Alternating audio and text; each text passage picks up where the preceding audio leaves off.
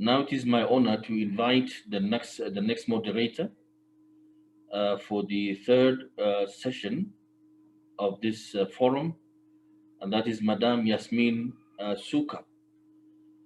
Madame Yasmin Sooka is a human rights lawyer working in the field of transitional justice, international criminal law, and conflict-related sexual violence.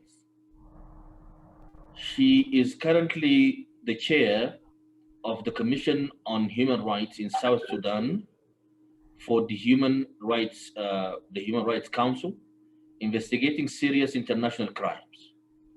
Madame Sooka advised the UN Secretary General in 2015 on allegations of sexual exploitations and abuse in the Central African Republic. In July 2010, Ms. Sooka served on the UN Secretary General's advisory panel on war crimes in Sri Lanka, and she also served on the South African Truth and Reconciliation Commission from 1995 to 2003. Madame Yasmin Sooka, welcome. Thank you, Chairperson, and good afternoon to all of our participants. I'm going to ask my panel to introduce themselves quickly. We have Olivier Kambala, and I will read out his CV just now. And then we also have Nomfundo Mogapi from the Center for the Study of Violence. I also have to tender the apologies of Dr. Baba Jallow, who cannot be with us today because of his personal, he had a death in his family. So let me start by saying that our panel today focuses probably on one of the most important interventions in the field of transitional justice, and that is the experiences of victims, particularly in our troubled region.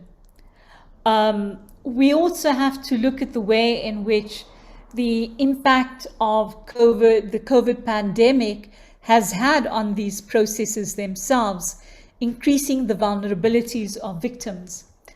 After many years in this field, TJ experts and practitioners agree that the key question around which a transitional justice intervention will be judged is on whether the expectations of victims have been met. Were they able to participate in an inclusive way? Was their dignity restored? And did the mechanism meet their expectations of truth, recovery, justice, and reparations? Now, the genealogy of transitional justice in modern history has been marked by the Nuremberg trials, but the Nuremberg trials were quite silent, really, about the role and participation of victims. And it is only much later, when we had the intervention of the South African Truth and Reconciliation Commission, that we first began to see how important it was that victims and survivors participate not only around the discussion in terms of what mechanism should be included, but also about what their role should be. And ultimately, of course, transitional justice is about the search for the truth, about the past, about how to hold the perpetrators of violence to account, the question of reconciling divided groups, addressing the structural violations which drive the conflict in order to ensure prevention, and of course to build sustainable peace for the future of both the new state and society. The normative framework in this field, of course, has been encapsulated in what are known as the Zwane-Orentliche principles to combat impunity, which enshrine the inalienable rights of victims to truth, to justice, to reparations and the guarantee of non-recurrence. And of course, in order to achieve these goals, we have developed a number of mechanisms such as criminal tribunals, truth commissions, reparation bodies, memorialization, the question of access to the archives in order to ensure that we meet these goals. But it's important that we remember that we are dealing with political crimes in which we also need to seek to restore to victims their rights as rights bearers and citizens, and to ensure that ultimately the state takes up its responsibility as a duty bearer. And at the end of the day, it's about the question of civic trust and whether institutions work for all citizens, irrespective of their race, their gender, their ethnic identity, and their religious or sexual orientation. Participation, of course, in the work of transitional justice is encapsulated in the African Union's transitional justice policy. And as we know, the Special Rapporteur has said that it's really important that the scope of victims' rights are dealt with during the drafting of any transitional justice policy. In this year, of course, we've had a pandemic that has laid bare the structural problems in all of our societies, including and has laid bare how our governments have disinvested in socioeconomic programs in almost all of our countries, laying bare the poverty and inequality, the structural divisions in our society, and furthermore, laying bare how women and girls have been extremely vulnerable to sexual and gender-based violence. Access to security, to justice, and trauma support have been lacking in this period. Movements have been restricted, making it extremely difficult to maneuver. And of course, as the COVID-19 crisis worsens, with many of our countries going into a second wave, and in some instances a third wave, the impact on the democratic development of our region is becoming a key issue and a priority. And while much attention has been paid to the question of the pandemic's consequences for electoral processes, constitutionalism, and the rule of law, there has been little assessment of the impact on transitional justice and reconstruction processes. And of course, in all of our fragile countries that are emerging from conflict, the ongoing pandemic is not only a public health issue, but also a human rights and a justice crisis. And of course, what most governments have done, they've turned to the comfort of law enforcement instead of looking at the human rights of citizens. And so the challenge for all of us, the African Union, the African Commission, citizens, leaders, and partners, is to ensure that we keep justice and reconciliation at the top of the democratic development space in our extraordinarily complex context. Today, we have two distinguished panelists to provide us with input. We have Nomfundo Mogapi from the Center for the Study of Violence in South Africa. Nomfundo is a clinical psychologist, and her areas of expertise include psychosocial healing, traumatic stress, working with ex-combatants, collective trauma, and leadership through emotional intelligence. She has over 14 years of experience working with violence prevention and peace-building fields.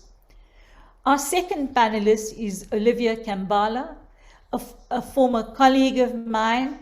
He's an international development, rule of law, and transitional justice practitioner.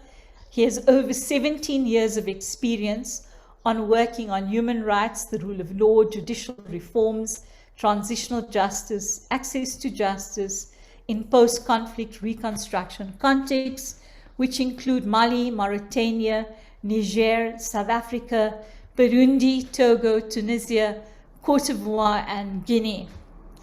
What I'm going to do now is give each of our panelists 10 minutes for their inputs, and then I will put a series of questions to them so that we have more of an interactive discussion.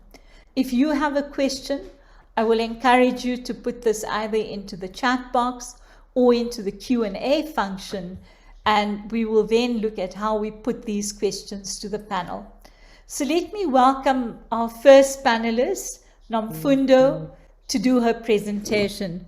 I understand that Nomfundo has a PowerPoint presentation, and so we'll just make sure that we're able to share that screen properly. Let me unmute myself. Thank you very much, Yasmina, and thank you also for just your introduction, because you've just made my work easy, because I'm just going to build from it. I have 10 minutes, so I'm going to rush to my slides. I think they will actually be available. What I want to focus on today is how we can begin to rethink transitional justice in Africa, in what I call post-COVID-19 Africa, looking at some of the challenges and opportunities that have emerged in relation to how we respond to victims' experiences, but also their systemic vulnerabilities. And some of the rethinking, it's really, I think COVID has forced us to bring to the fore and sharpen some of the issues that we've been talking about for the longest time in relation to victims. And others is new things that we really have to focus on.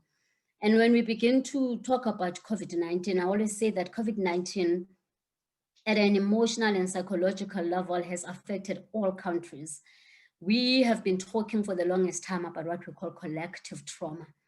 And since COVID-19 came, it has now entered the terrain of global discourse and engagement.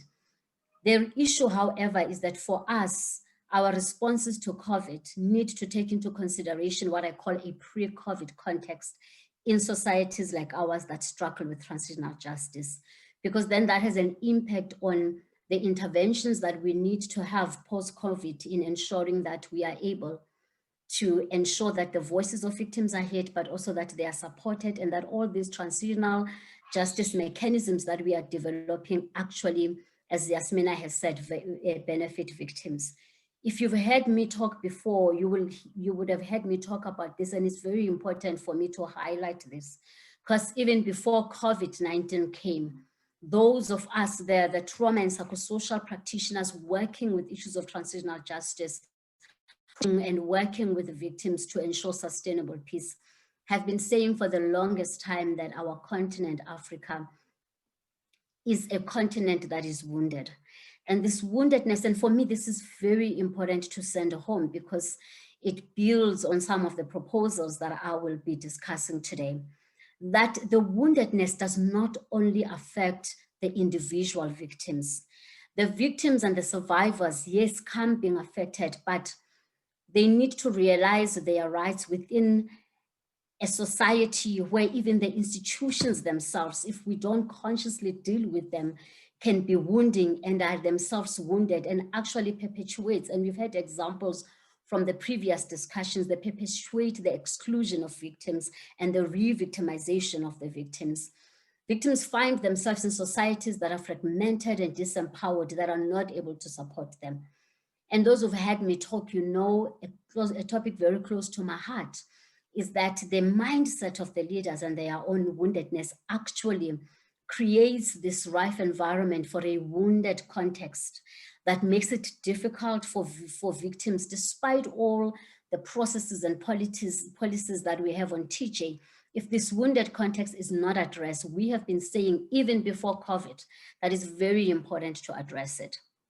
So what has happened now is that during COVID, I had said to people that, you know, for me, when COVID came in, my biggest concern and anxiety was not as much about the health component, but I knew that for societies like ours, the psychological impact, especially for the already vulnerable victims in our societies that were dealing with transitional justice, or societies like South Africa that still had and what Yasmina pushes a lot, the unfinished business of transitional justice. I just knew that COVID was going to hit us at a psychological level in ways that we don't fully appreciate.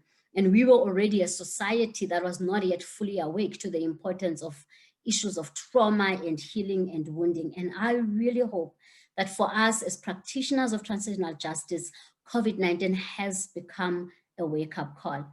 So if you look at the picture that I have there, what I have at the top is for those of us that study issues of emotional resilience, of how societies have managed to bounce back from COVID-19 and the kind of work that needs to be done at a psychological level across the globe. What we are seeing is that all countries are experiencing what is in blue there. Our responses to COVID have exacerbated issues of isolation and loneliness, triggering issues of the past. A lot of leaders, I'm sure most of you here are leaders, and if I were to ask you your stories, you will say, Ukatele, you are tired, you are exhausted. Actually, the level of leadership fatigue that we are seeing now during COVID is equated to the kind of fatigue that we used to see during World War II. Institutions are going through major changes and conflict. And of course, the human and social capital that we need to rebuild the societies is affected. So this is what the globe is going through generally. And this in and of itself is difficult and challenging. However, societies like ours, unfortunately, don't have the safety net because we are dealing with the wounded context. So survivors find themselves dealing with all these issues. However, even the individuals that would have supported victims are themselves stretched. So there is no safety net of support from individuals. The homes that are supposed to be places that build resilience and support victims have become spaces. Somebody talked about GPV. There's been increase of GPV, but even historically, the home was an area that was affected during transitional justice. Communities that were already fragmented continue to struggle with othering, distrust, and of course, at a societal level, the fault lines that were created by the very same conditions that required transitional justice have begun to deepen. So for us, really, we have a situation where things were exacerbated. So what then does this mean, this understanding of this history of wounding and it being exacerbated by COVID-19? What implication does then it have for how we begin to ensure that victims are able to benefit from these transitional justice processes? I think the first one is that at a personal level, I really think that as a continent, we haven't fully appreciated the mental health impact of COVID-19 on already traumatized victims. At the trauma clinic, we are seeing this, and it is concerning us. At the Pan-African Reparations Initiative, where we've got over 34 organizations working directly with victims, we are seeing this. The added stretches of economic and social issues have actually increased the vulnerability for victims. And a lot of transitional justice processes were also delayed or they were halted because of responses to COVID-19, which of course have delayed justice and healing. So this is something that we've said, but I think there's really an opportunity for us as the transitional justice field in the continent to appreciate that we have to prioritize psychosocial interventions for victims in TJ. This is no longer just something that is held by psychosocial people. We have to galvanize the field because most of the victims have become increasingly marginalized. I think at a family level, we've already talked about increased GPV. Lots of families were stuck with each other during COVID-19, and even families that were strong and able to support each other have reported high levels of stress, high levels of conflict, and instead of them being sources of protection, they've become sources of conflict. And I want to argue today that as we rethink TJ in post-COVID era, we really have to look at the family being an important area of focus for our interventions. We have to look at family-based interventions as being critical component of responding to transitional justice. I don't think we've done sufficient work in seeing the family as the beginning of institutions that are critical in any society that is dealing with transitional justice to ensure support for victims. At an institutional level, and I know that transitional justice talk a lot about institutional reform, but for me, it has added another level, which we have been talking about the importance of addressing the mindset in organizations. What we are seeing is increasing levels of toxicity in organization. I mean, the things that are happening, the conflict, people that are feeling that they are being shamed, they are not allowed to be vulnerable, the abuse of authority and power, the misuse of organizational policies and systems. Actually, what we are seeing is that two types of institutions. We have institutions who are given the mandate to assist victims during TJ.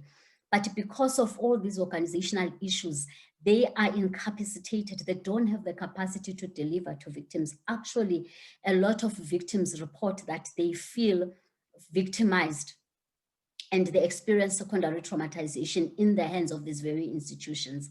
And we also see that some of the institutions that are supposed to rebuild our society and support victims are also struggling. So I really think there's an opportunity for us to review what we understand by organizational and institutional transformation when we are talking about transitional justice. And for me, I want to argue today that integrating, there's a lot of work that has been done in organizational development around the importance of emotional intelligence in organizations and healing work in successful institutions. We have to start to take this knowledge and integrate it in working with TJ. Otherwise, we're going to create all these institutions and they will not be able to help victims. How much work have we done in the past 20 years in creating all these institutions? They have not worked. And unfortunately, with COVID, they have become increasingly toxic. The stories that we are hearing are really concerning. This is something that's very close to my heart. And I won't go into details. Those who've heard me speak, you've heard me talk about leadership.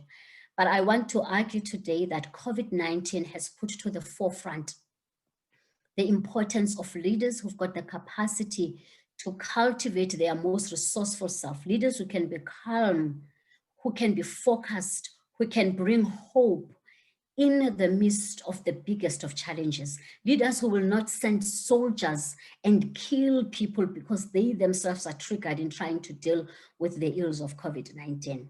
So the importance of focusing on leaders. In the past 10 years, as people who work with psychosocial work, we have done a lot of work in really understanding how the brain functions and its impact on leadership. And the TJ field has not sufficiently integrated this amazing work that has been done in the field, which actually shows that if leaders are themselves traumatized, their higher cortex that we need for problem solving, for decision making becomes disabled.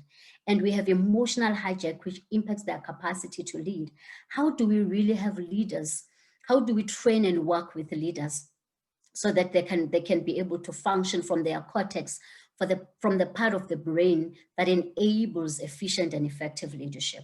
So I think the key opportunity for us is that, I've said this, but for me, this has emphasized it more, that it is no longer a luxury, it is a necessity, that leadership interventions need to be a critical component of post-COVID-19 TJ interventions. We have seen how destructive leadership has been in TJ context and how they've responded to COVID-19. How do we get advisors within the AU that understand issues of emotional intelligence, psychosocial issues?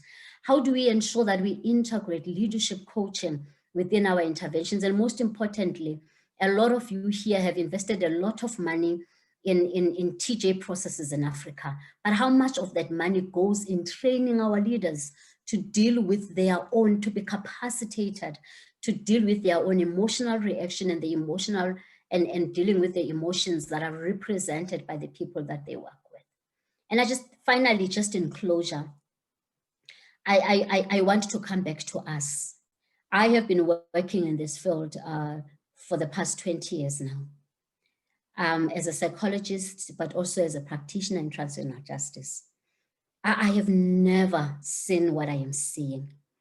The levels of chronic stress and burnout and secondary trauma amongst those of us whose passion is to help victims, it's something that I have never seen before. And the danger is that if we as practitioners, whether you are a lawyer or a psychologist, as long as you are someone who interfaces with victims, if you don't deal with your chronic stress and burnout, unfortunately, you will perpetuate the wounding. You are the one that is going to create secondary traumatization. Our human capital in TJ is being depleted. A lot of us who are even listening to this, we are tired, we are exhausted. So there's a real opportunity for us now to begin to work with us also as practitioners, to understand that the reality is that we will work in wounded contexts with wounded people and managed by wounded people. We have to learn to ask for help when we are stressed. We have to improve self-awareness. We have to take a break, just rest. Because if we are broken as practitioners, there's this powerful saying that I like that says that wounded people will bleed on those that didn't originally cause their pain. And I have seen well-meaning practitioners bleeding on victims because they themselves are stressed. The institutions they're working in are stressed. So I am closing. I mean, this is just a summary of the things. Because of time, I won't go into details, but I want to close in conclusion. And I know I've taken your time. I want to plead with you. I know we've been operating a lot in just our thinking, but I want to speak to your soul now. I want to say that it is not by mistake that you are here helping Africa to deal with these problems. And we need you in Africa to help us. But if you are not okay, you will be the problem for us. So it begins with us as the TJ practitioners to do the work, as leaders in TJ to do the work and transform our institutions so that they can serve our victims instead of wounding them again. Thank you.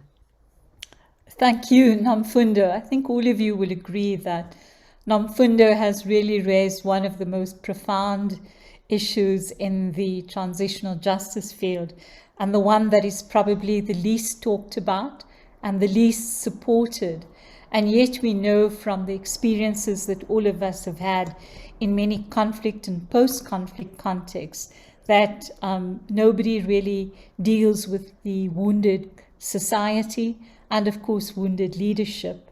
And, of course, this is what COVID-19 has exacerbated, the fact that many of the people who themselves provide support have themselves become people who need support. And so this key question of healer needing to heal themselves before they heal others, I think is one that is put profoundly before us. I think Nomfundo has also raised the question of the importance of families as places in which we need to find a way of building resilience, the toxicity in organizations working in this field, the impact of this on sexual violence. And of course, I think in this context, the question, one of the impacts of conflict is, of course, that families are destroyed, families are displaced, people are on the move constantly. And so many people grow up in other countries not knowing what their identities are. Many of them are stateless, and their children don't know which identity to claim. And, you know, when one looks at this question of trauma counseling and support, if you don't have the humanitarians in many of our societies, unfortunately, this just doesn't exist. And so I think this is a question that we probably are going to have to grapple with in the discussion period. Two questions, of course, that I will leave with Nomfundo because I think we need to come back to them. The one is that many of our leaders don't like the use of the word trauma counseling. And of course, in many TJ workshops, people will say, well, we have our own traditional systems of how we deal with these issues. But the reality, of course, is that conflict breaks those systems down.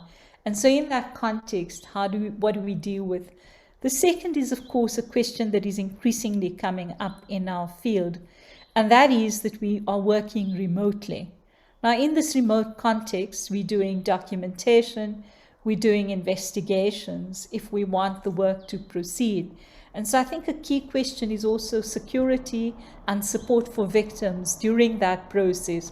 So I leave those two questions for now, and we can come back to them because I think that this is probably the most neglected issue in this field that we are working with. So thank you, Nomfundo, for that. Let me now come to Olivier, who has also worked in this region for many, many years. Olivier? Thank you very much, Yasmin, for giving me the floor. I must say that I first appreciate that I'm sharing the floor with you, with whom I've worked in so many TG processes, from Namibia to Burundi and to many other contexts. So thank you very much for your leadership in the field. I also have to thank the organizers, the African Union and CSVR for inviting me. And let me also thank Nomfundo, Mrs. Nomfundo for thoughtful points. I think for me, I'll see I'll focus on a number of points which are linked to COVID and the way COVID has impacted transitional justice and the victims. I mean, COVID is certainly a disaster as we are witnessing it now, but it's a timely event, but in aggravating circumstances, which found victims already facing multiple structural situation or condition. And one important issue of victim vulnerability that COVID worsened is their socio-economic situations. I'll give an example of victims in Guinea-Conakry who have been waiting for a response for the past 10 years and they've got nothing at all, no accountability, no reparations. And when COVID came in, it actually worsened their socio-economic situation. By the way, before COVID came in Guinea-Conakry, there was Ebola. So the victims have been just going through a number of natural catastrophes that are actually just really making them very vulnerable. But I think by and large, the victims have been dealing with a lot of structural situations. And those situations have actually made them very far away from justice recourses, from the bare needs that they have as victims. They've been asked questions so many times, but they still haven't got much. But the compounding situation that they've been evolving is, one is ongoing human rights violation and atrocities in the Eastern TRRC. Victims of so many years have just been seeing many cycles of violence and human rights violation. They've been victimized not once, not twice, but several times. Another element in which the victims have been evolving is political instability. And that is something we are witnessing today in Guinea-Conakry, where people are actually hiding in their houses, avoiding to go on the streets because election has arrived, and then there is a post-electoral violence that is actually pushing them to hide. And those political instabilities have actually, as I was saying, be accompanied by the reduction of the civic space, or just simply the shutting down of the democratic dispensation. And the victim has also been, living or fighting with stalled or incomplete accountability processes. Guinea is another example where there have been the process of getting them to benefit from accountability has been completely stopped.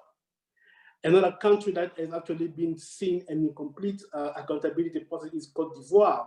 Cote d'Ivoire victims had access to a truth-seeking mechanism whereby the process were documented, but in the end, the process is actually in the way, because we are seeing the very same rhetorics that brought the electoral conflict in 2011 coming back to haunt Cote d'Ivoire again in the occasion of the election that are going to take place on the 31st of October.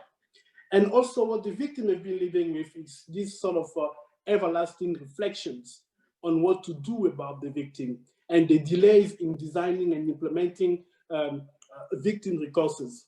I'll take an example of the victims of Timbuktu, who somehow had a chance to have an Almadi case run by the ICC, the very first ever fast case run by the ICC, which lasted a year. And ever since, discussion on reparations is just in the air. Victims are waiting after a relatively very fast criminal accountability process. And another kind of background where victims are actually being evolving, it's the setbacks in post-TRRC processes. I'll mention Cote d'Ivoire again. There has been a report, and even not a full report. People are asking, where is the report of the Truth Commission in Cote d'Ivoire? And how did actually the TRRC help address the divisions that the society is living again now. I can also very well mention the process in Namibia. Where is the TJ process? We have moved Namibia about 10 years ago. We assisted in establishing a transitional justice coalition, but what has happened so far?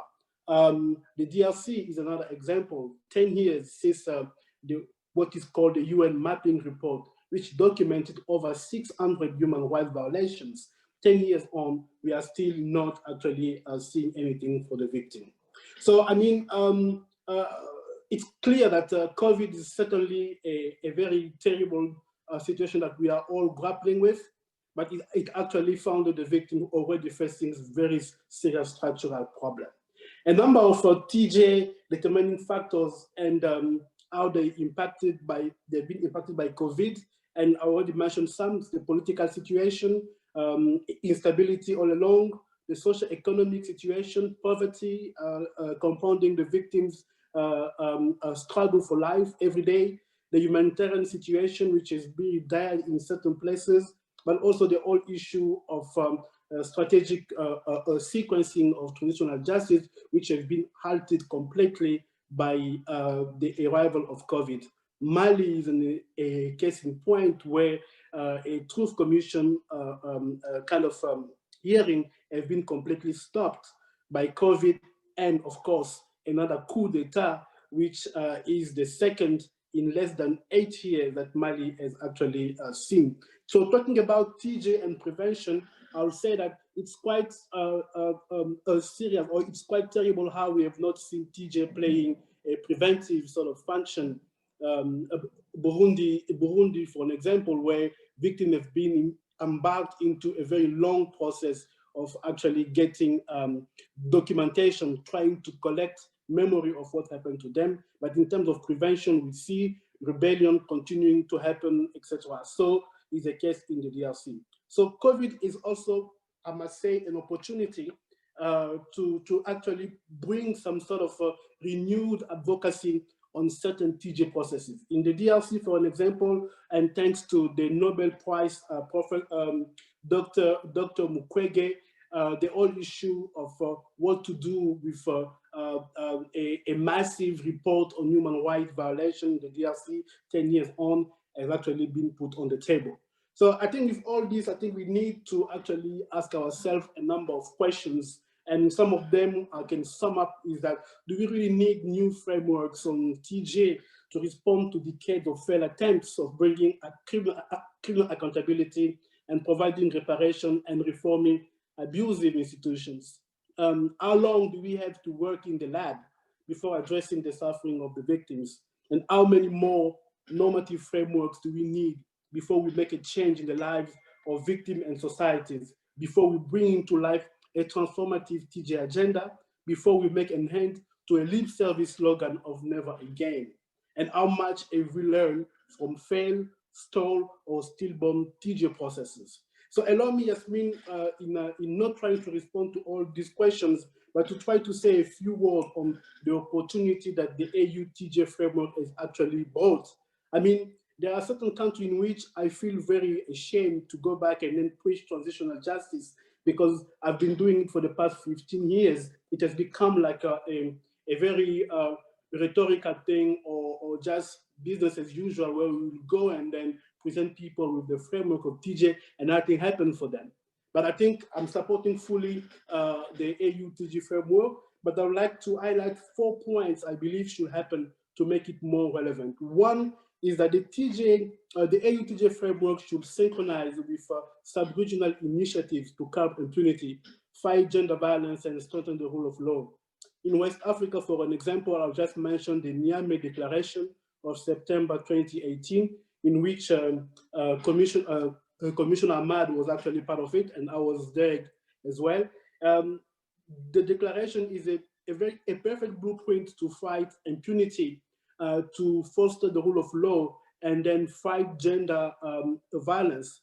And then the AU TJ framework should actually find a way of actually grounding itself into those local kind of realities, and then try to push a very comprehensive agenda from which people have already been reflecting And the Niamey Declaration is also linked to the G5 Sahel Secretariat, which has been really fighting with very complicated matter in the Sahel.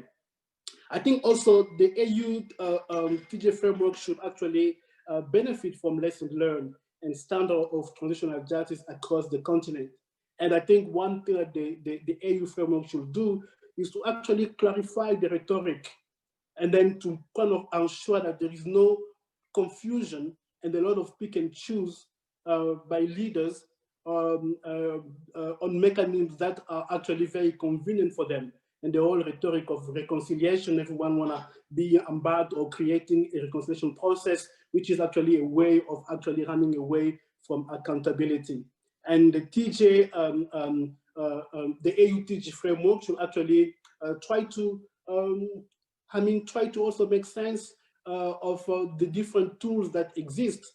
Not long ago, I was listening to the issue of Mozambique, where it was alluded to transitional justice that could be a tool to kind of bring some sort of closure for the victims. And I was thinking to myself, what do we need in Mozambique right now? Do we need transitional justice, or do we need a stabilization process?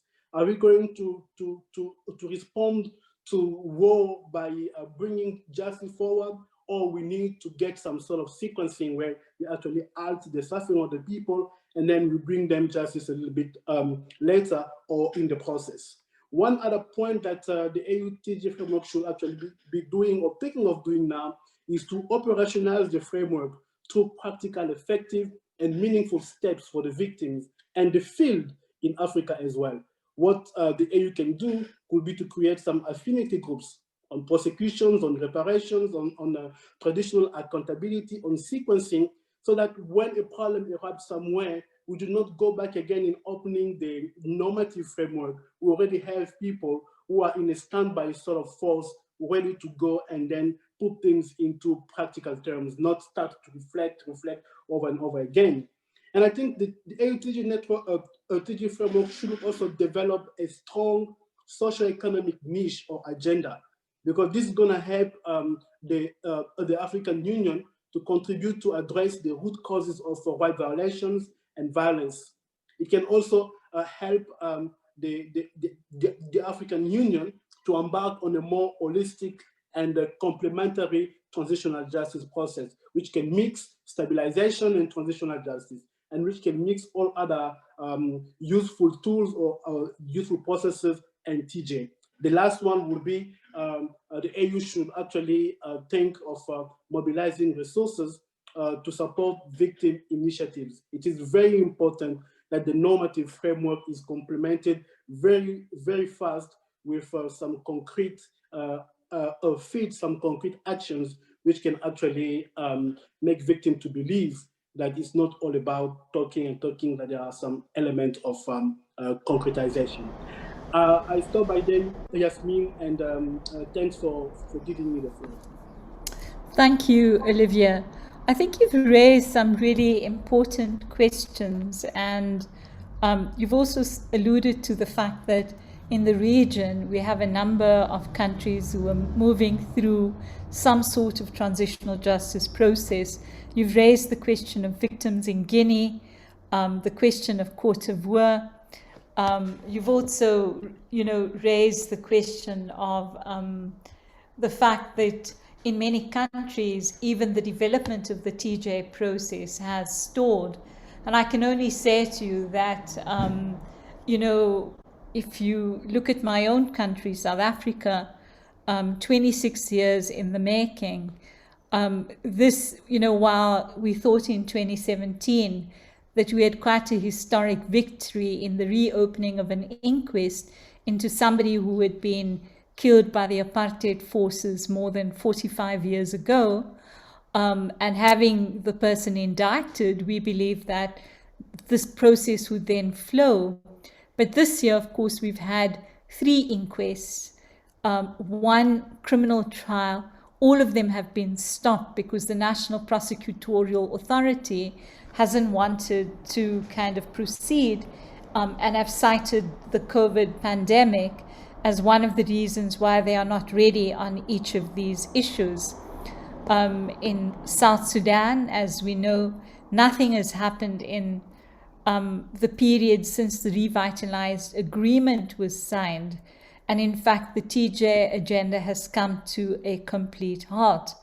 And so I think there's a real question, and I think you put your finger on it.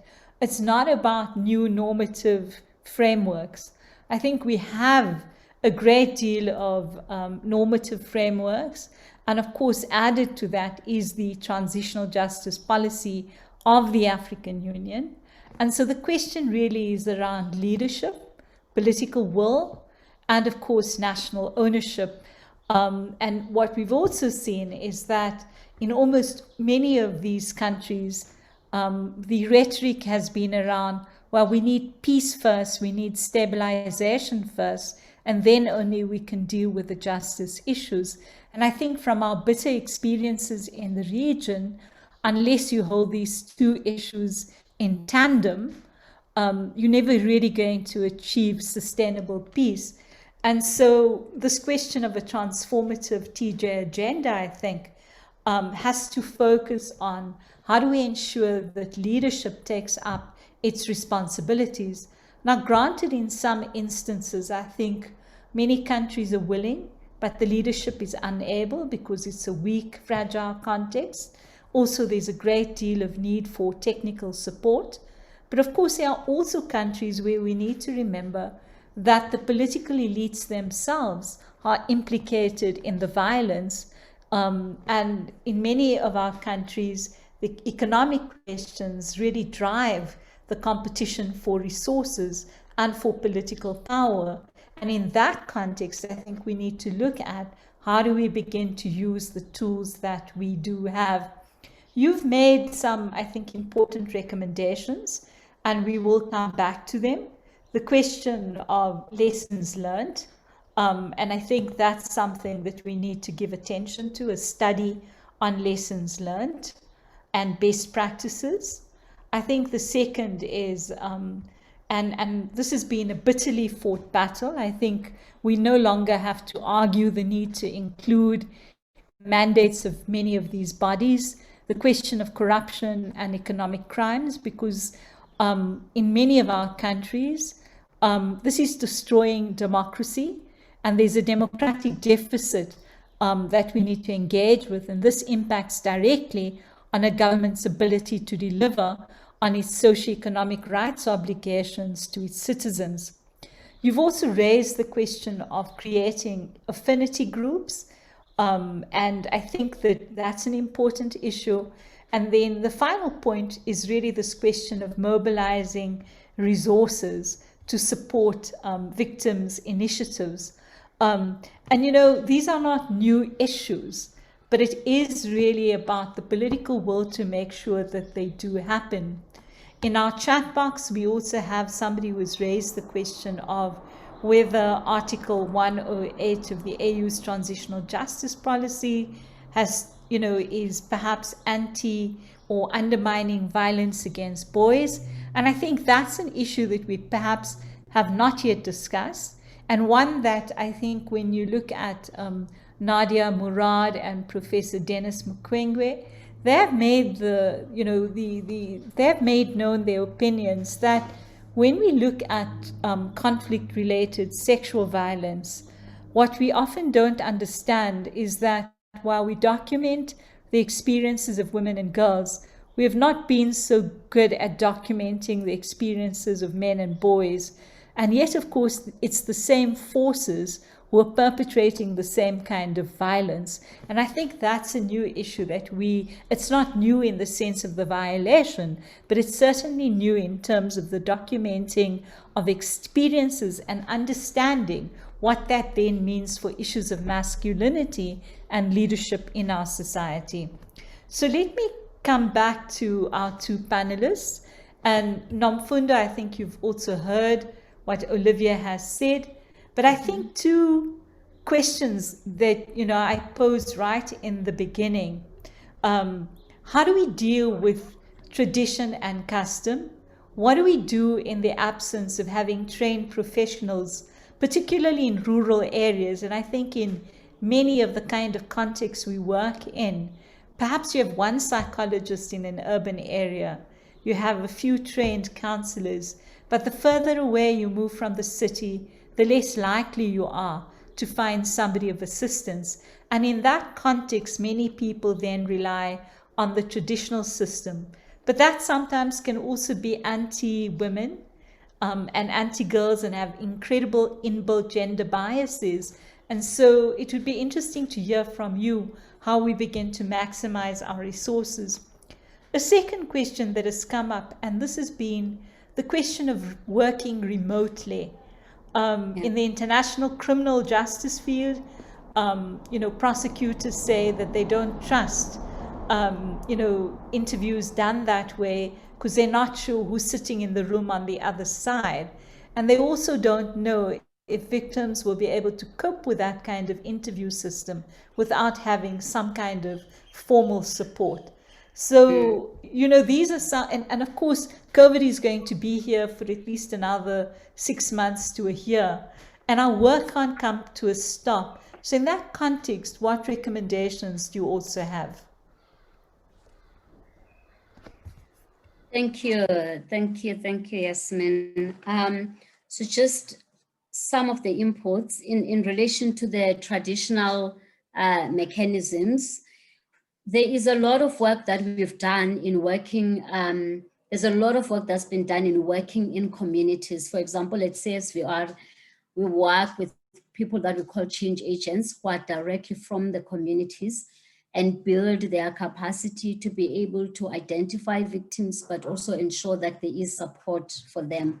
The field of psychosocial interventions has really evolved a lot in the past decade to actually ensure that we build the capacity of existing capacities within these communities. The issue of working with families, I think for me, it's really, really important, because as I said that the family is the first institution, and we've seen this in our studies, that when the family is supportive, it is better able to help victims to deal with the consequences and the trauma of being exposed to conflict. So if we, and by family, sometimes it's not traditional families, and you've mentioned, Yasmin, that sometimes families are broken, but we always find that there is an aunt, there is a gogo, there is an uncle. People tend to go to these family matriarchs and patriarchs to actually assist them. How do we begin to strengthen those systems in communities and community-based interventions? I think within peace building, there's a lot of work that's been done on strengthening community-based interventions for being able to support victims.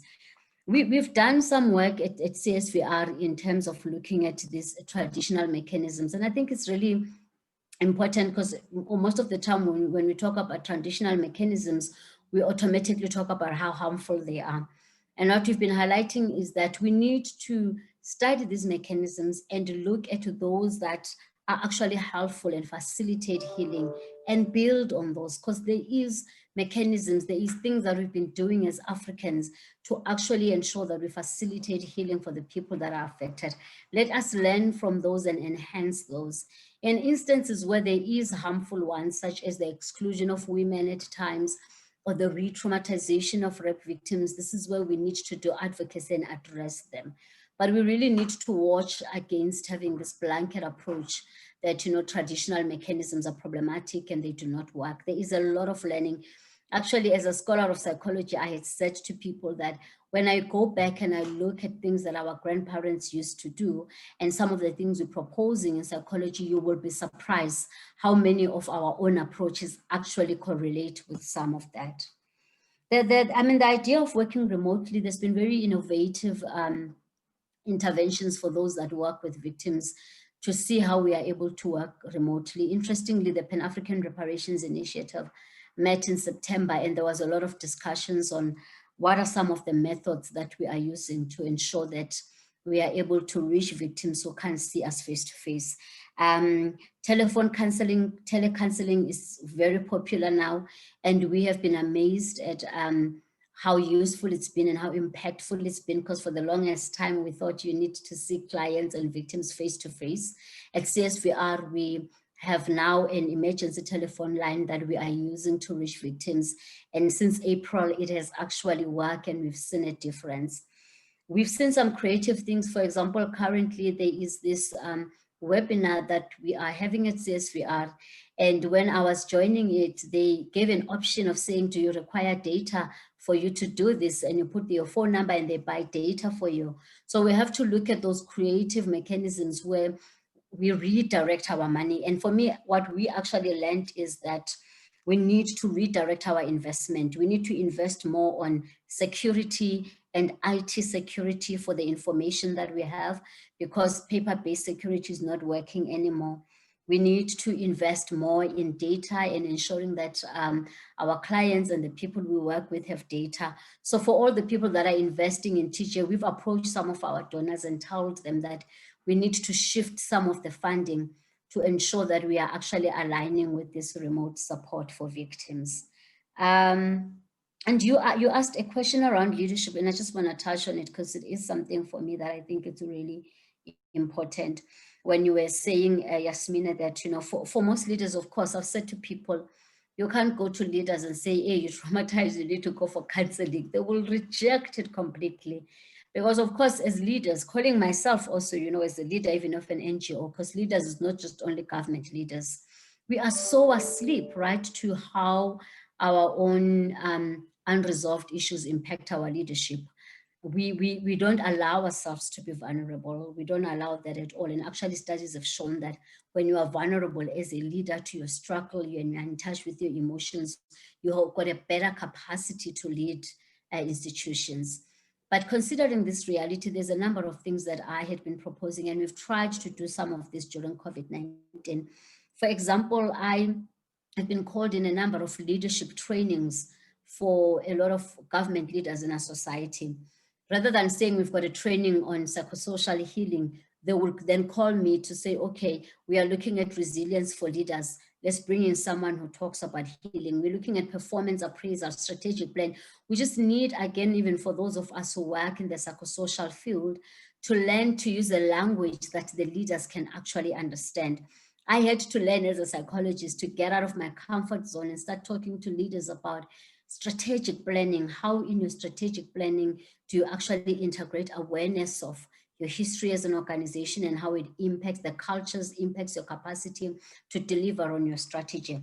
So we need to try to do that. I also want to talk to the people even here in this group that interface. There are some of us here that interface directly with these leaders, either as their advisors or in influential positions that we have. How do we begin to capacitate these change agents so that when we talk to these leaders, we are able to integrate and highlight the importance of them being able to improve their emotional intelligence and their capacity. And most of the leaders, actually, when you say to them, you are operating with people that are wounded. Let us build your capacity to know how to deal with these people when their trauma stands in the way of what you want. They are much more open to then actually going in and working on issues of wounding, of healing, and of emotional intelligence. How do we integrate this? Like at CSVR, I ensure that when we've got our management meeting, simple thing like check in, just asking people, how are you doing today? How are you feeling? It's part and parcel of our usual meetings, but it completely shifts the way in which we engage with each other in organizations. So integrated in what already exists in organizational processes, rather than seeing it as something that is separate, because most leaders are really not going to buy into that. Thank you, Nomfundo, for that. Olivia, as you were speaking, you know, I was thinking about the fact that we have now more than probably 30 years of experiences, even in our own region around these issues.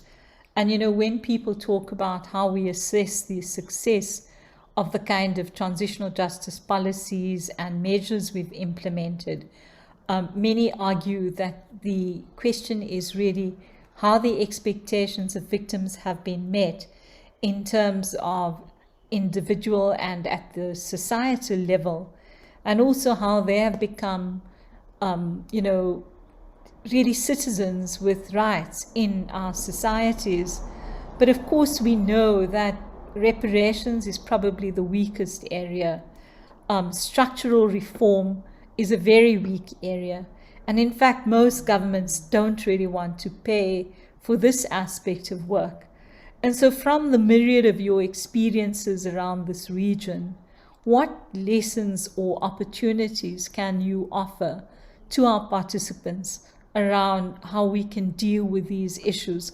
Because to some extent, it needs a reprioritization of what's important in this field. Thank you very much, Yasmin, for this question. I think one thing I will believe is important, and I'm going to link it to the previous subject that you had with Nomfundo when it comes to traditional mechanism, customs. I'll add maybe a third layer, which is religious sort of practices and mechanisms. They kind of tend to be brought into account and can be somehow useful. What will be very good when it comes to those mechanisms, I think what is needed is to kind of be able to produce some sort of success stories, whereby we are able to demonstrate or to display to the victims or to the broader community or to the broader audience how traditional or religious mechanisms can actually be useful into bringing about peace, accountability, and social cohesion. But for me, really personally, I think the most important way of using traditional or religious mechanism is when it is combined with other mechanisms of accountability as incentives or as a sort of complement. Another point that's quite useful for me, I think, Yasmin, to kind of go forward and then try to demonstrate how transitional justice can be useful and successful is to find some ways of decentralizing the TG processes or localizing the processes. Sometimes it's so difficult to run a national or a countrywide process, and it's very difficult to show results. Whereas we can actually make an impact in decentralizing or localizing the mechanism into a very reduced or a very small sort of entity where atrocities took place, and then you can actually be able to kind of mix a variety of TJ mechanisms to make it holistic and to make it also complementary.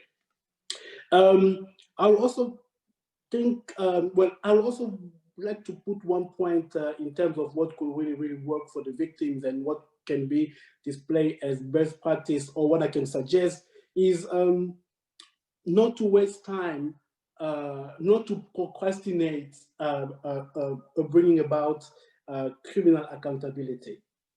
Because in many instances, if I was asked the same question 15 years ago in Burundi, I would say, go with criminal accountability first. Because in going with criminal accountability, you are actually separating the criminal elements from the rest of the society or the community, maybe who have nothing to do with the crimes committed by individuals. In any way, criminal accountability is an individual accountability. And those people most of the time stay into the communities, taking community into hostage, trying to develop some sort of communal sort of guilt, and then not giving society the chance to move forward. I'll say, go with criminal accountability, you'll actually find a way of getting a better reconciliation process. Thanks, Yasmin. Thank you, Olivier.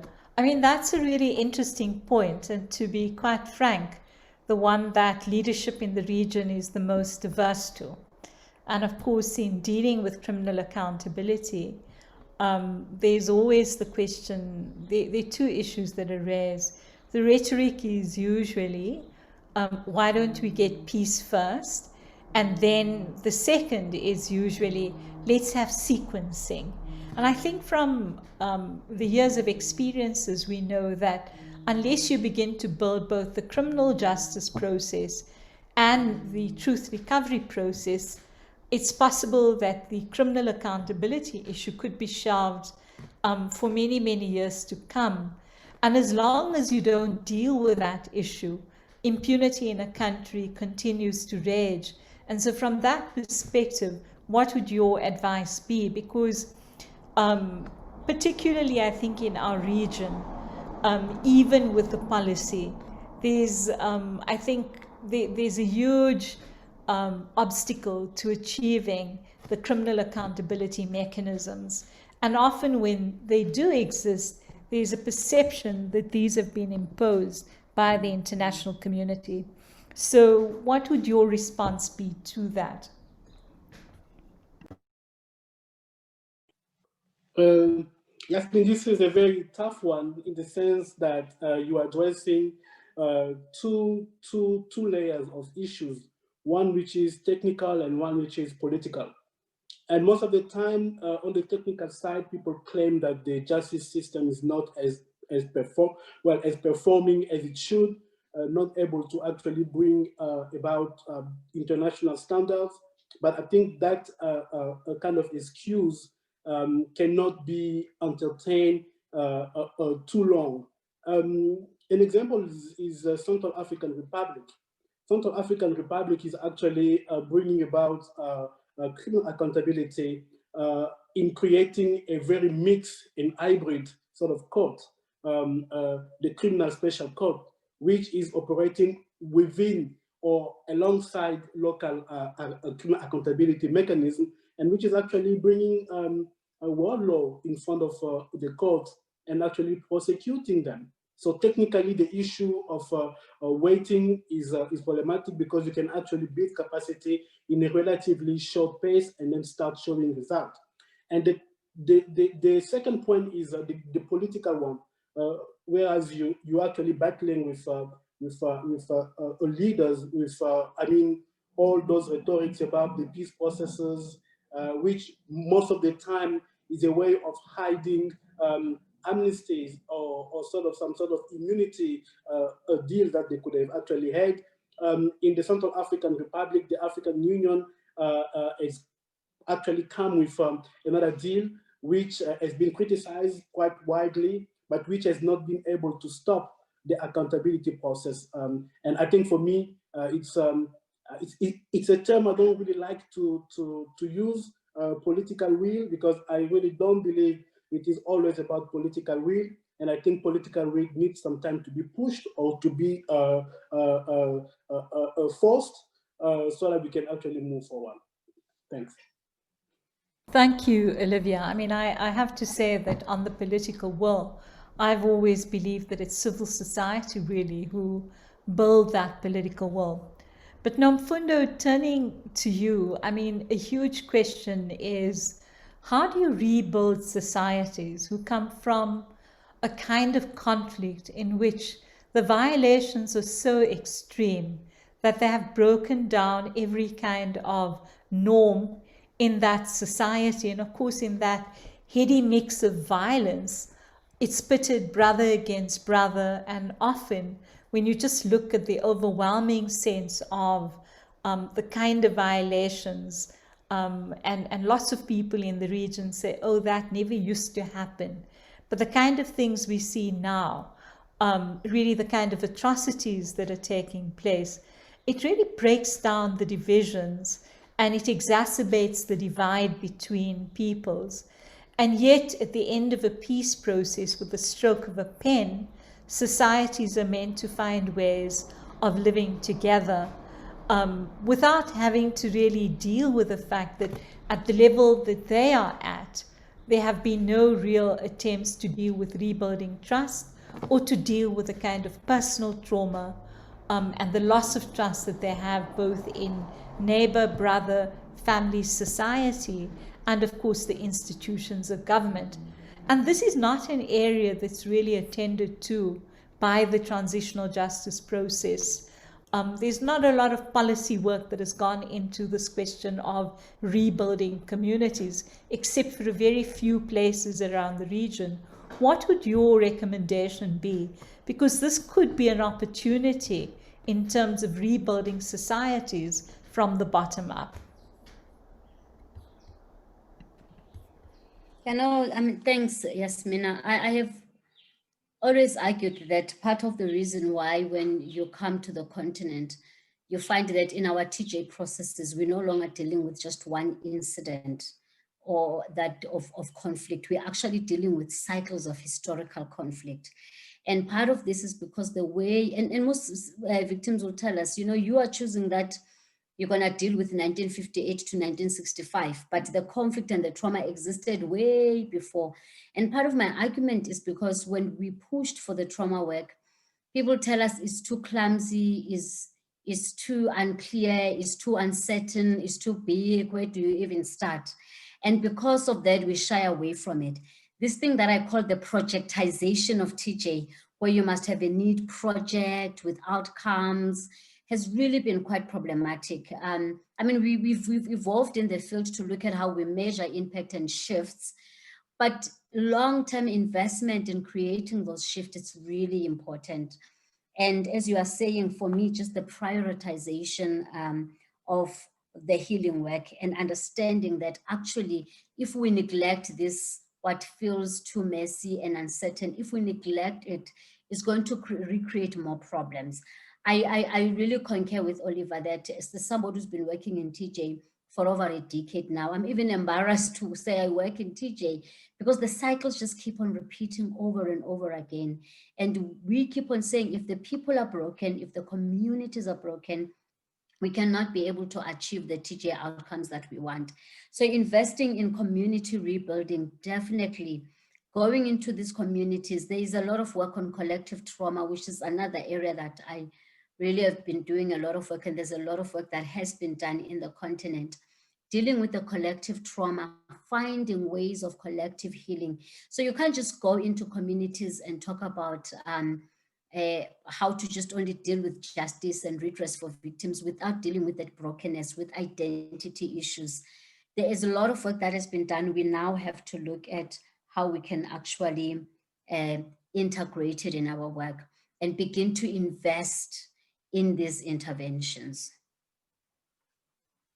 Thank you. I mean, it almost sounds as if it's not a new issue. It's an issue with a lot of, the conflicts that we're working in. And of course, it's directly linked to this question of the rebuilding of societies in a way in which it's resilient and sustainable. And of course, in all of this, I think we've seen how COVID-19 has also had quite a negative impact. And so it's, to me, that's an area that I think we need to pursue in the future because, we talk about reparations and rehabilitation, but we never actually sort out what we mean by rehabilitation. And this may be one way of looking at it. So I think we need to come back to that before we close this panel. Olivier, to you, I mean, one of the questions that also has come up in the chat function and in the Q&A is this question of external drivers of conflict. And in that context, the question of the role of transnational corporations has been raised. Now, of course, as we know from the experiences in the region and the pursuit of economic crimes in the mandates of both a Truth Commission or a court have been really novel questions. And usually the focus, I think, has been around the transnational corporations.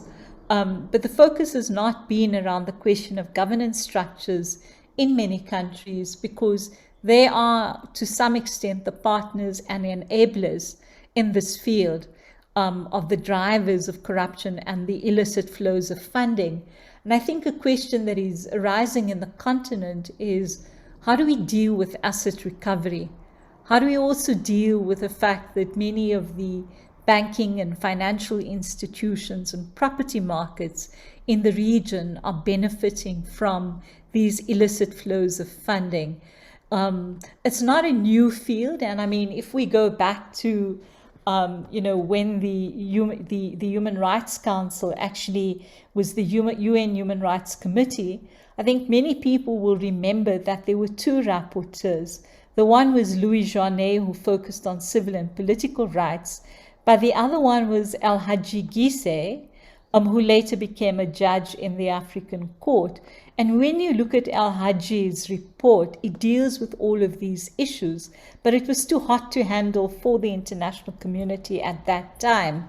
And yet today, this is really the new kind of human rights violations, which is really impacting on the democracy in all of our countries and contributing to some extent to the democratic deficit.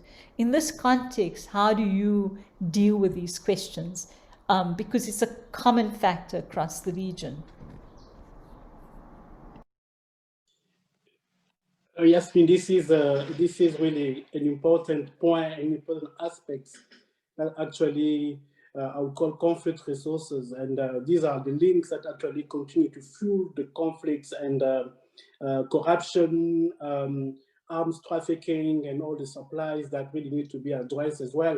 Unfortunately, we've not seen quite a lot of strong cases or positive cases of actually exposing and cutting the ties with the transnational corporation, and I think it ought to be investigated and then follow or develop. There are all those human rights or business sort of voluntary mechanism, and we cannot get anything with voluntary mechanism really.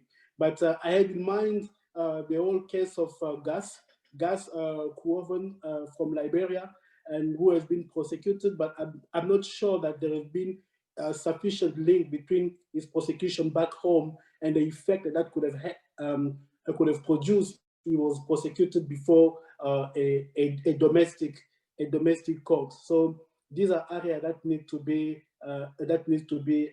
explored. As far as asset recovery is concerned, I think I'm very pleased maybe to share with you that Belgium has started an initiative of actually dealing with colonial legacy of abuses in creating a special commission within the chamber, the parliamentary chamber in Brussels.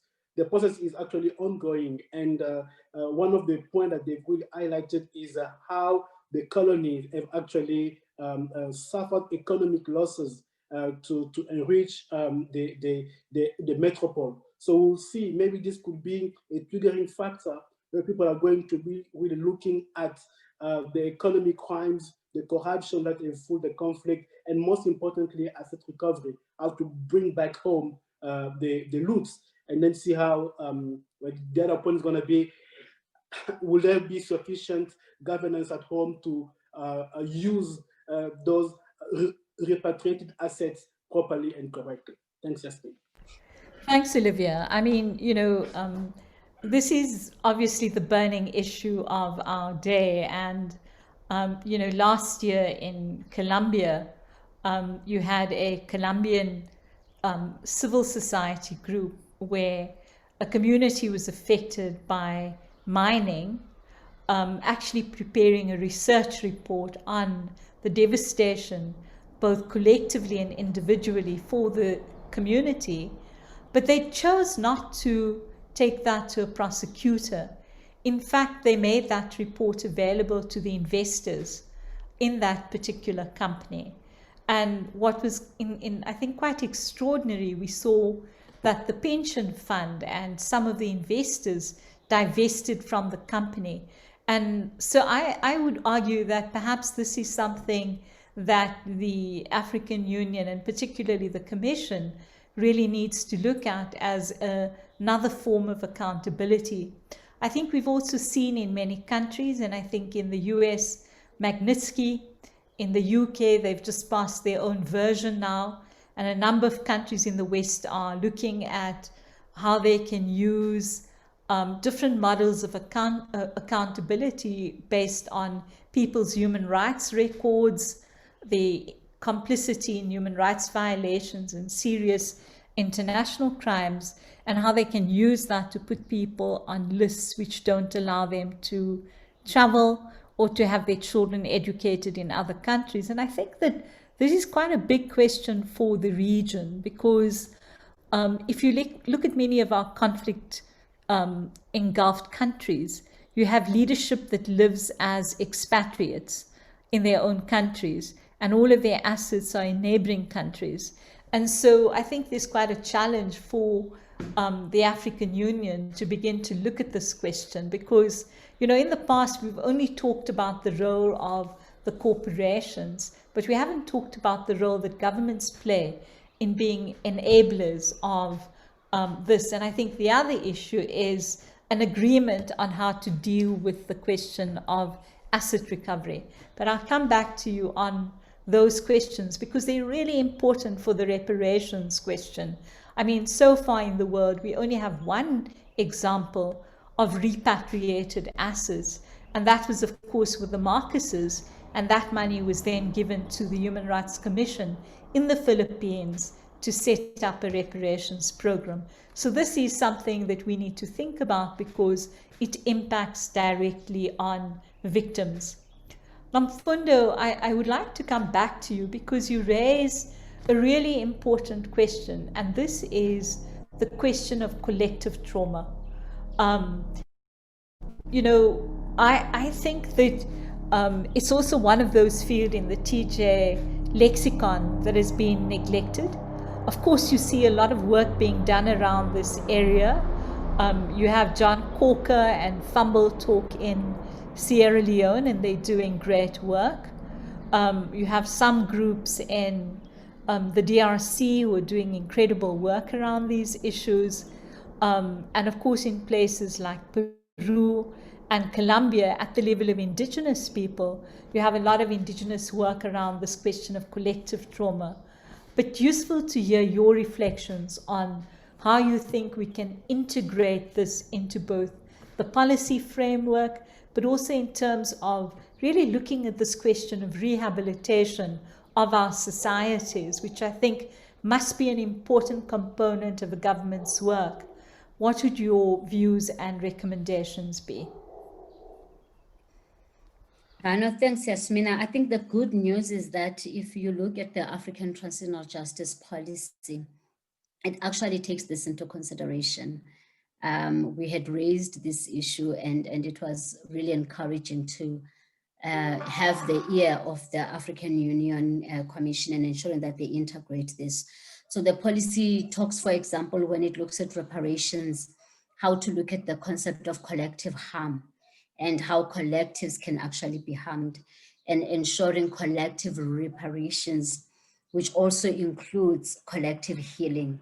So beginning to take some of this concept of TJ and understanding that we are not just only focusing on individuals, but also focusing on collectives and how you can have justice for collectives, I think is really important.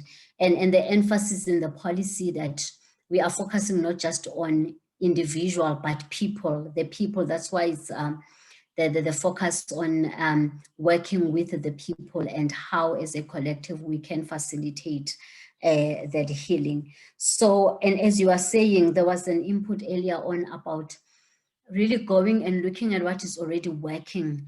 There is a lot of examples, the Fumble Talk, a number of organizations that are doing great work. We have to start documenting this, and I know Prof. Kambala will be really happy to hear me say this because he's been bemoaning the importance of capturing what is happening on the ground. The practitioners are doing great work, but it is not being captured to influence policy. So how do we really learn from what is already happening? And I've always said to people that any cutting edge information around collective healing is going to come from Africa, because Africa understands collective processes.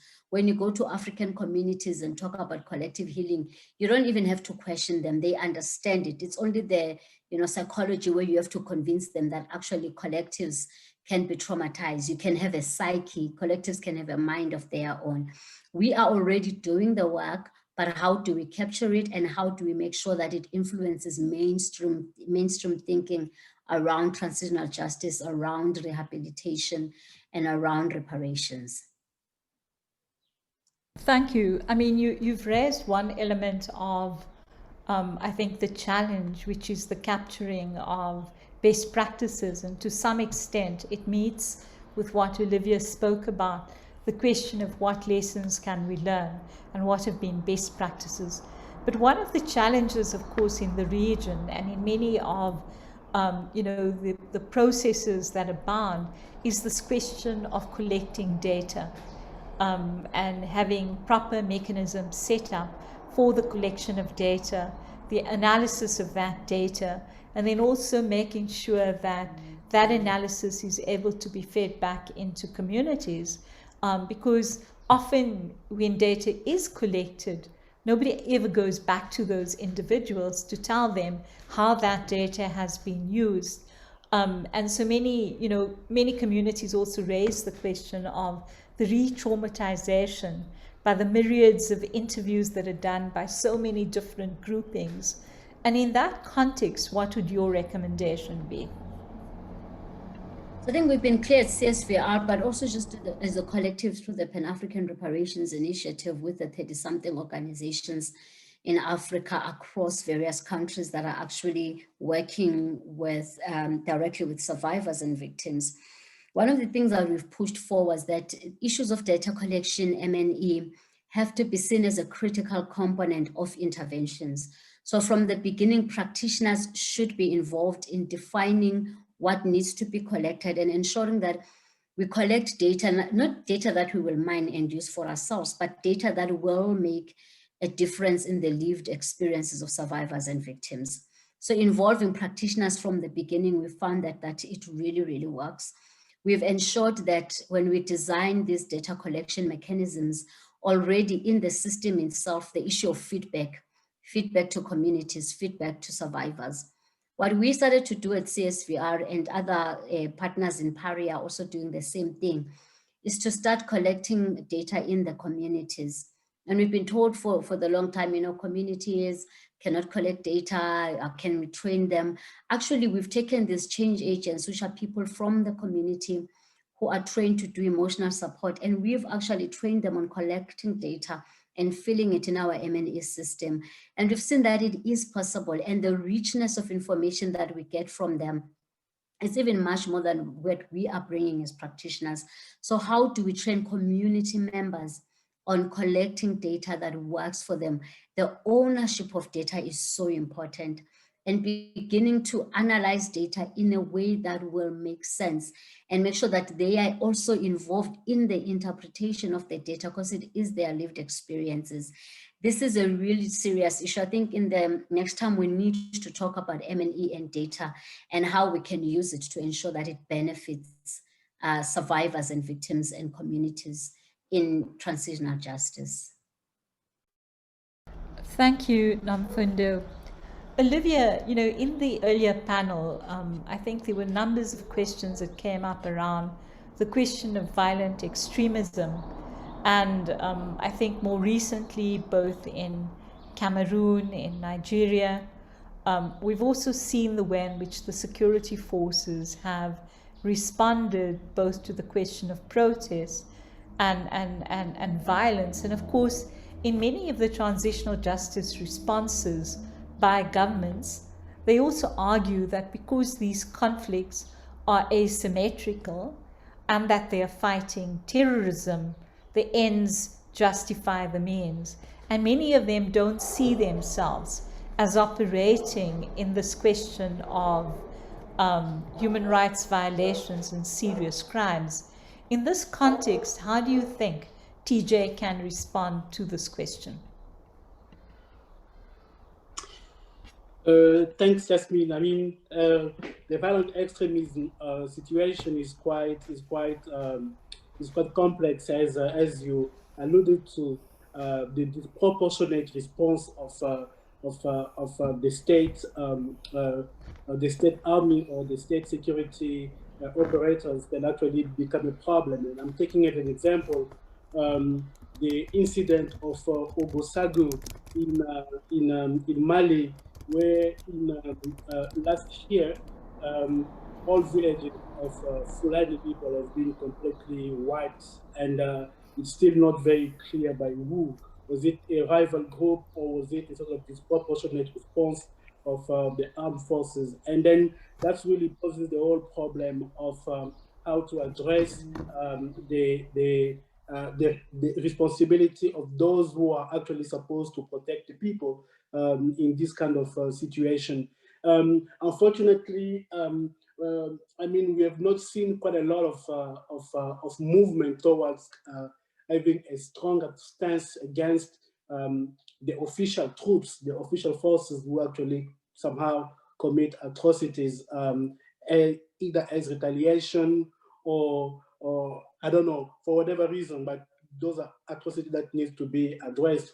I think there was also a similar incident or a similar pattern into Chad, into the border or into the Lake Chad basin, border between Niger and Nigeria and Chad, where actually troops have actually committed atrocities, and it's still not clear what is being done about that. I think even worse, I'll also mention sometimes the responsibility of international troops, French troops in northern Mali or others. And I think there is a vacuum in addressing those two. And that's where perhaps we should be looking at the leadership of the EU, the AU, or maybe the G5 Sahel to develop actually some sort of responsibility on the troops. Most of the time, they actually send them back home and nothing really happens at home. And I think it's really a shame for the victims. And as far as violent extremism is concerned, I think there is a number of new interventions that are actually needed, because the phenomenon is actually growing into the continent, and they are speaking about those Swahili extremism groups, and then you know, mushrooming around Tanzania and Mozambique. I think something really needs to be done about that. Unfortunately, I have not seen some concrete steps to actually men actually the troops who have committed atrocities. Thanks, Yasmin. Thank you, Olivier. We're sort of coming to the end of our time, and so perhaps quite quickly, if you, Nomfundo, in 2 minutes can say what you think are the issues that the African Union needs to grapple with in terms of really making the AU-TJ policy something that is implemented and a reality for victims around the world, around our region particularly. And then I'll come to you, Olivier, for a last comment as well. Nomfundo? For those who heard me talk, this will be no surprise, but I want to really reiterate it. I echo it every time we have our policy. I think for me, the biggest crisis in a country is leadership. For the AU Commission is how do we raise this with our own leaders, our own presidents. The day we are able to take all of these into those meetings with our president and our ministers, and they really begin to acknowledge that they are the vehicle for facilitating the change that we need in the continent. And as long as they don't do work on themselves, they will stand in the way of the very same things that they are trying to do. For me, I think we have to really begin to build the strategies. Let's find out who are the people that are working with these leaders. Bring them in, let's be creative, let's redo some of the programs, let's change the way in which we actually work. I think the second issue, of course, a big one is investment in terms of where do we invest the most in transitional justice. The challenge that we have is there's a lot of funding that doesn't look at the long-term reconciliation and healing issues. And we are really battling with this. So this is something that the African Union really needs to look at, and to look at how do we ensure that we are supporting some of this work ourselves, and that we are really able to make a change in the lived experiences of survivors. Thank you, Nomfundo. Olivier? Yes, Yasmin, for me, there will be only 3 points I can actually put forward is synchronization and consistency. Synchronization with other localized initiatives of accountability, and consistency in terms of really making sure that no one confuses the AU-TJ framework with some sort of reconciliation only, or some sort of placebo effects. And secondly, for me, it will be some very concrete steps, and those concrete steps could actually be materialized through the creation of affinity groups on various issues to have people who will be able to be deployed immediately and actually with knowledge and make things happen. And the last point is going to be sources and funding.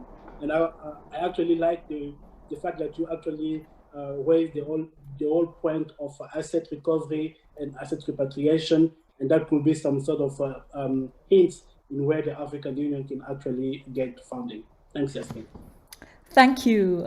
I think we've had quite a superb session on different elements which impact really not only on victims, but I think the broader society, and really goes to the heart of the question of how you rebuild communities and a country after conflict.